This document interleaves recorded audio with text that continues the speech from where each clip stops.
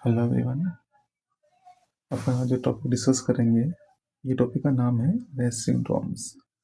Basically इस race syndrome के अंदर जो बात आती है कि कभी कभी पेशेंट को वायरल इन्फेक्शन के साथ अगर एस्पिरिन की गोली दे दी जाती है तो ये एक सिंड्रोम में कन्वर्ट होता है, उसे अपन रेस सिंड्रोम कहते हैं। तो जो मोटी मोटी बात आपको फर्स्ट में याद रखनी है कि कभी भी किसी भी पेशेंट के अगर कोई वायरल इन्फेक्शंस होता है, नॉर्मली 18 साल से कम बच्चे या अपन मान सकते हैं 15 साल से कम बच्चे, उन बच्चों के साथ अगर किसी तरह का कोई वायरल इन्फेक्शंस होता है और वो कुछ उसके साथ अगर आप इन्फेक्शन के साथ अगर सैलिसिलिक एसिड्स या इसे एस्पिरिन के नाम से भी जानते हैं, अगर वो गोली दी जाती है तो उस बच्चे के साथ आपको ये सिंड्रोम देखने को मिल सकता है।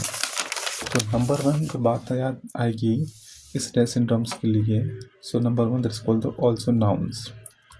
तो रेस सिंड्रोम की रिगार्डिंग अगर बात करते हैं तो इसको अपन एक और नाम से जानते हैं, this called the white liver disease. White liver disease. Sir white liver disease क्यों कहा जाता है वो भी अपन इसको डिस्कस करेंगे। सेकंड जो पॉइंट आता है, इसे अपन रेस इंसेफेलोपैथी भी बोला जाता है। क्या बोला जाता है? रेस इंसेफेलोपैथी के नाम से भी जाना जाता है। इंसेफेलो का मीनिंग होता है दैट्स कॉल्ड द ब्रेन, और पैथी का मीनिंग होता है दैट्स कॉल्ड द डिसफंक्शंस। इस रेस सिंड्रोम्स की अगर बात करते हैं तो इसमें एक और नाम आता है जो इम्पोर्टेंट है, that's called the Jamshedpur fever. Jamshedpur fever. इसको जमशेदपुर फीवर इसलिए कहा गया कि इसको जो बेसिकली इसको जो क्लिनिकली जो डिस्कस किया था वो डिस्कस किया था नजीब ने। नजीब खान ने इसको क्या किया था? डिस्कस किया था क्लिनिकली तौर पर।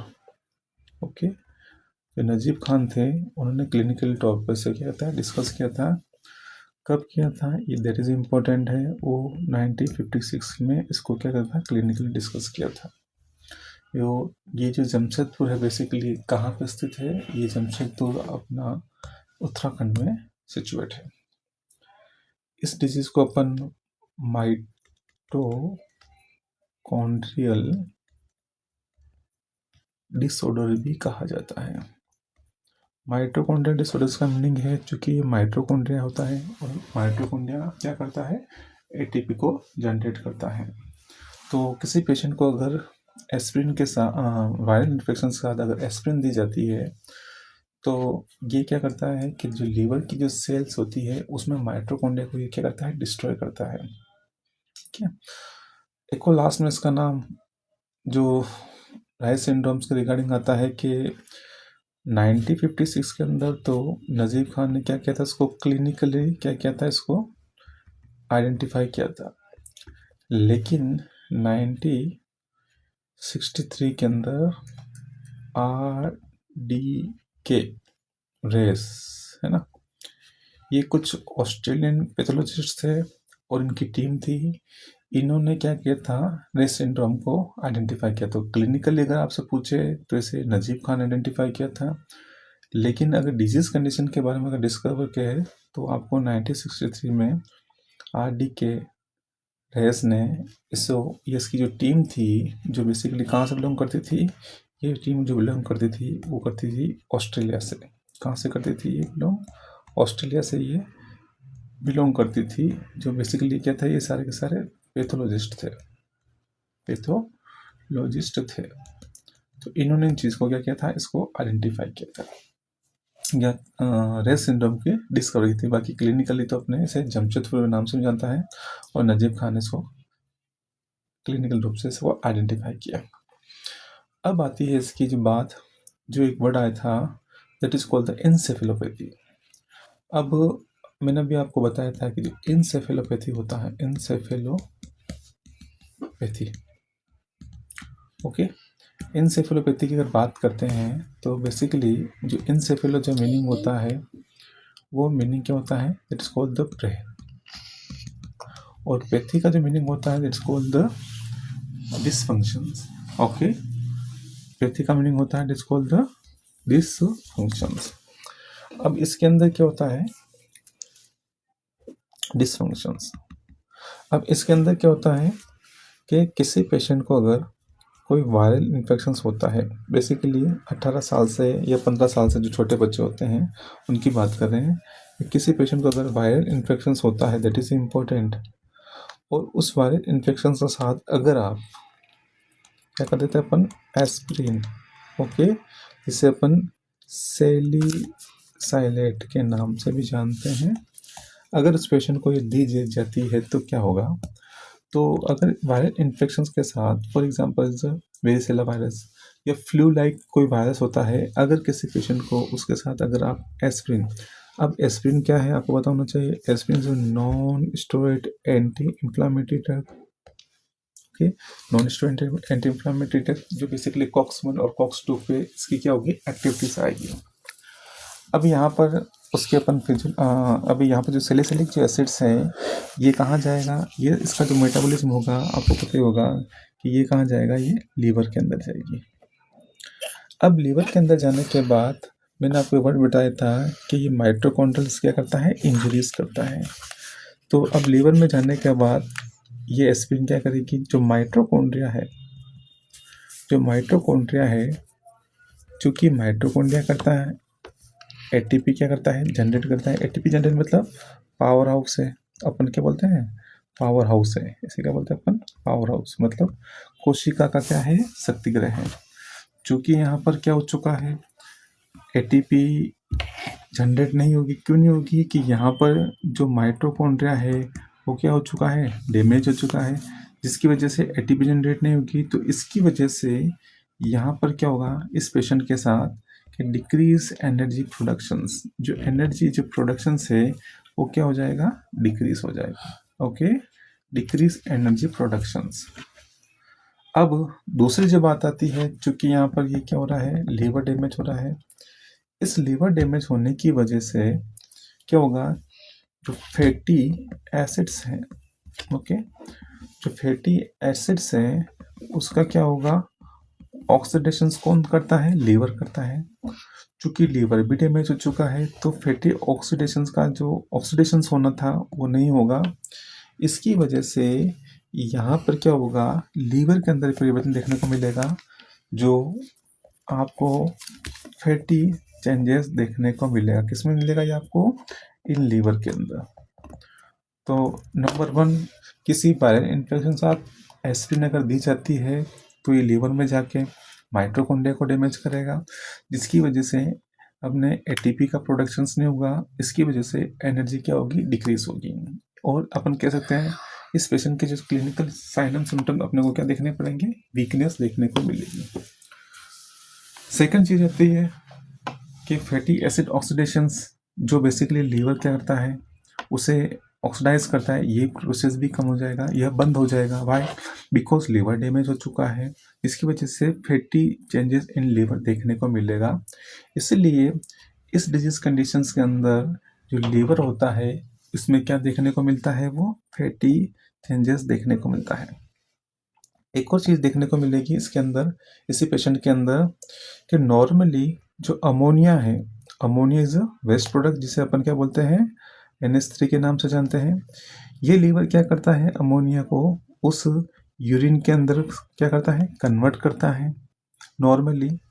लेकिन लीवर डैमेज होने की वजह से ये जो परिवर्तन होना चाहिए था, ये परिवर्तन भी क्या हो जाएगा, स्टॉप हो जाएगा, ओके। अगर यूरिया के अंदर कन्वर्ट करता है, ओके, किस में करता है, यूरिया के अंदर कन्वर्ट करता है। अब ये जो परिवर्तन होना चाहिए था, ये परिवर्तन भी क्या होगा, चेंजेस नहीं होगा। अब बॉडी के अंदर एक और चीज चेंजेस देखने को मिलेगा कि लीवर अमोनिया को यूरिया में कन्वर्ट करता है। अब ये यूरिया के अंदर कन्वर्ट नहीं होगा तो बॉडी के अंदर क्या होगा, अमोनिया क्या होगा, इंक्रीज अमाउंट में बढ़ेगा, जिसे अपन NH3 बोलते हैं, जो क्या है, एक पॉइजनिंग प्रोडक्ट है। अब ये जैसे जैसे बॉडी के अंदर बढ़ेगा तो ब्लड के अंदर क्या होगा, ज़्यादा मात्रा में होगा, जिसकी वजह से अपनी ब्रेन के अंदर एक प्रोटेक्टिव स्ट्रक्चर होती है, जिसे अपन बोलते हैं ब्लड ब्रेन बैरियर, ओके। जो ब्रेन होता है इस ब्रेन के चारों तरफ एक जो प्रोटेक्टिव स्ट्रक्चर्स होती है, इस प्रोटेक्टिव स्ट्रक्चर को अपन बोलते हैं that is called the BBB। क्या बोलते हैं इसे? Blood brain barrier.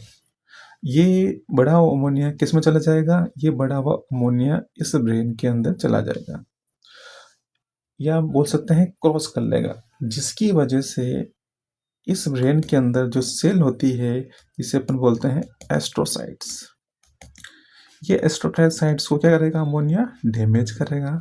और डैमेज होने की वजह से इस पेशेंट के अंदर आपको एक परिवर्तन देखने को मिलेगा that is called the encephalopathy.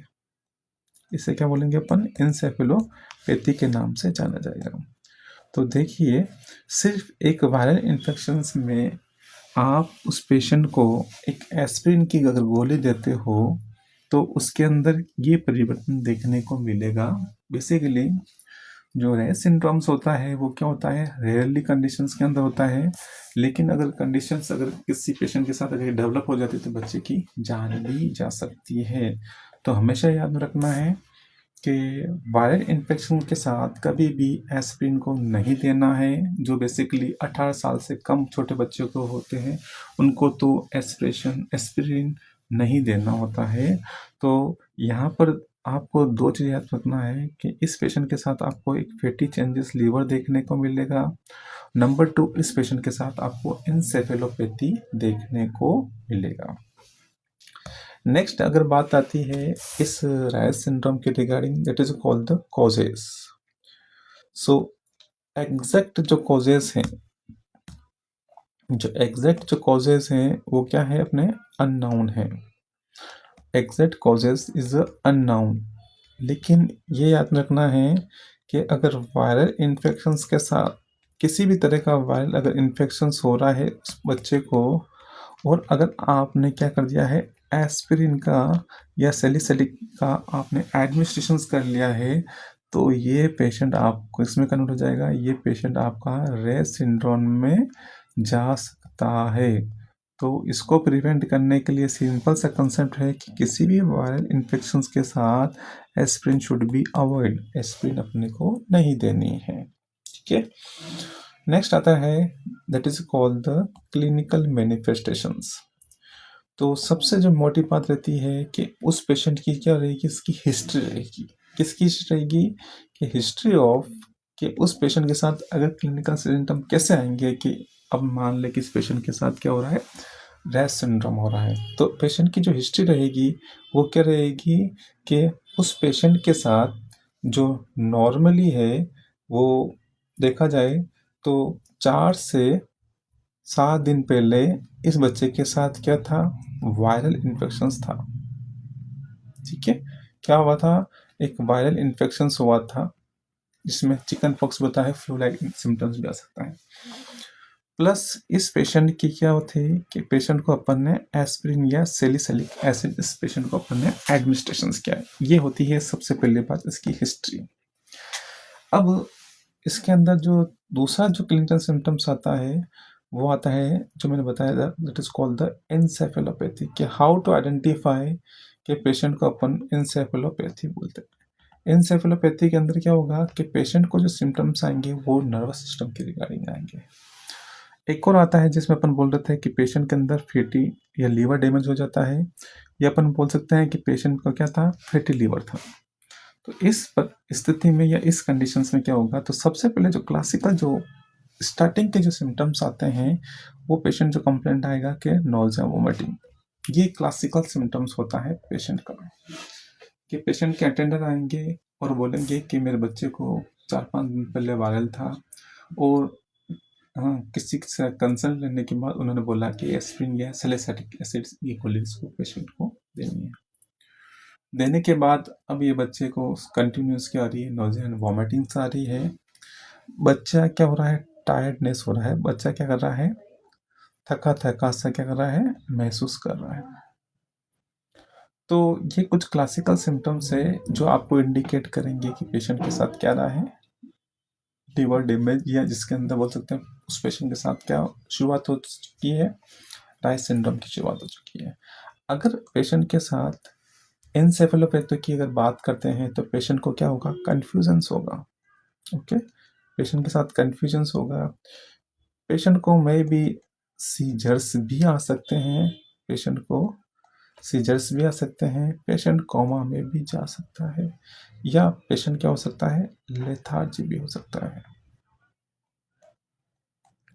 तो ये जो सारी के सारी जो चीज़ें अराइज हो रही है वो किसकी वजह से हो रही है, सिर्फ और सिर्फ ये एस्पिरिन लेने की वजह से हो रही है, चाहे इंसेफेलोपैथी हो चाहे वो लीवर डैमेज हो।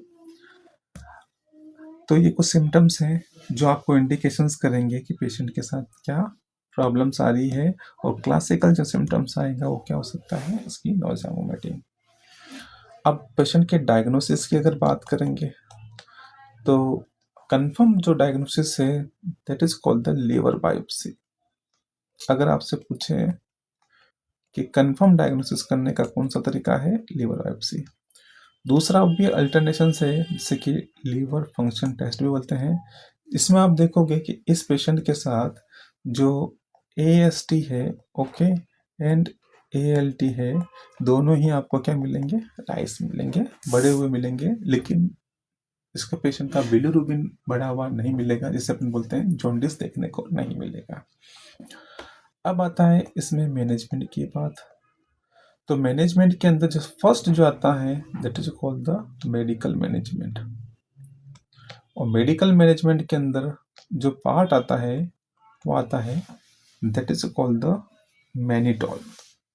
पेशेंट को क्या दिया जाएगा, मैनिटॉल दिया जाएगा। सर मैनिटॉल क्यों दिया जा रहा है, क्योंकि पेशेंट के साथ अगर आप देखोगे कि यहाँ पर इस पेशेंट के साथ क्या हो रही है, इंसेफेलोपैथी हो रही है। इंसेफेलोपैथी होने की वजह से उस पेशेंट के साथ आपको क्या दिखेगा, सेरेब्रल एडिमा देखने को मिलेगा। क्या मिलेगा, सेरेब्रल एडिमा देखने को मिलेगा। अब ये जो सेरेब्रल एडिमा है इसको रिड्यूस करने के लिए अपन क्या करेंगे, इस पेशेंट को अपन क्या देंगे, वो मेनिटॉल देंगे। तो पेशेंट को अपन क्या देंगे, मेनिटॉल देंगे, और ये मेनिटॉल क्या करेगा, decrease cerebral oedema. Cerebral oedema, cerebral oedema को क्या करेगा, डिक्रीज करेगा। मेनिटॉल क्या है, अपन चाहते हैं ऑस्मोटिक डायूरेटिक है। क्या है, ऑस्मोटिक डायूरेटिक, ऑस्मोटिक डायूरेटिक है, जिसकी वजह से क्या होगा, ये सेरेब्रल एडिमा कम हो जाएगा। इस पेशेंट के साथ एक और परिवर्तन देखने को मिलेगा कि ये पेशेंट हाइपोग्लाइसेमिया में भी जाता है। इट इज़ इम्पोर्टेंट, तो ध्यान रखना है पेशेंट को, आपको क्या देना है, आपको ग्लूकोज भी क्या करना है, इन्फ्यूजन्स करना है। ओके, तो जो सेकंड मेडिकल मैनेजमेंट की अगर बात आएगी, इस पेशेंट को आपको क्या करना है, ग्लूकोज क्या करना है, इन्फ्यूजन्स करना है। ग्लूकोज क्या करना है, इन्फ्यूजन्स करना है, दैट इज इम्पोर्टेंट। लास्ट, चूंकि लीवर क्या करता है, क्लॉटिंग फैक्टर्स का निर्माण करता है। जो क्लॉटिंग फैक्टर्स होते हैं बेसिकली 2, 7, 9, 10 या 2, 7, 9, 10 क्लॉटिंग फैक्टर है। चूंकि लीवर डैमेज पड़ा हुआ है, अब लीवर डैमेज पड़ा हुआ है तो क्लॉटिंग फैक्टर का फॉर्मेशन नहीं होगा। तो ऐसे पेशेंट को अपन क्या करते हैं, जो विटामिन के इंजेक्शंस है, या जो फ्रेजोन्स जो प्लाज्मा है उसका क्या करते हैं, अपन एडमिनिस्ट्रेशन करते हैं। क्या बोलते हैं, फ्रेजोन्स प्लाज्मा का एडमिनिस्ट्रेशन करते हैं। सेकंड जो बात आएगी वो आएगी नर्सिंग मैनेजमेंट की। नर्सिंग मैनेजमेंट के अंदर सबसे पहले जो आता है वो आता है that is called the provide, कि पेशेंट को आपको प्रोवाइड करना है, पेशेंट को कंप्लीट क्या करना है, बेड रेस्ट देना है, और साथ में क्या देना है, क्लाम या क्वाइट इन्वायरमेंट आपको क्या करना है, उस पेशेंट को देना है। इसी नर्सिंग मैनेजमेंट सेकंड जो बात आएगी वो आएगी असेस। ओके, असेस, पेशेंट का एग्जामिनेशन करना है, क्या करना है, जो न्यूरोलॉजिकल असेसमेंट उस पेशेंट के रिगार्डिंग आपको करना है। सी जो बात आएगी वो आएगी अवॉइड, ये हमेशा याद रखना है और साफ रखना है कि किसी भी वायरल इन्फेक्शंस के साथ, किसी भी वायरल इन्फेक्शंस के साथ आपको एस्पिरिन क्या करना है, अवॉइड करना है, सैलिसिलिक क्या करना है, अवॉइड करना है। ये महत्वपूर्ण पॉइंट है, इसको आपको याद में रखना है कि आपको नहीं देना है सैलिसिलिक एसिड, हमेशा नहीं देना। सर देना क्या है, आपको देना है, अगर पेशेंट को अगर फीवर है तो सैलिसिलिक जो एसिड है या एस्पिरिन है वो सैलिसाइलिक एस्पिरिन या नहीं देके आप उसकी जगह आप क्या कर सकते हो, एसिटा एमिनोफेन्स आप उसका यूज़ कर सकते हो, जो एक तरह की क्या है, एंटीपायरेटिक है।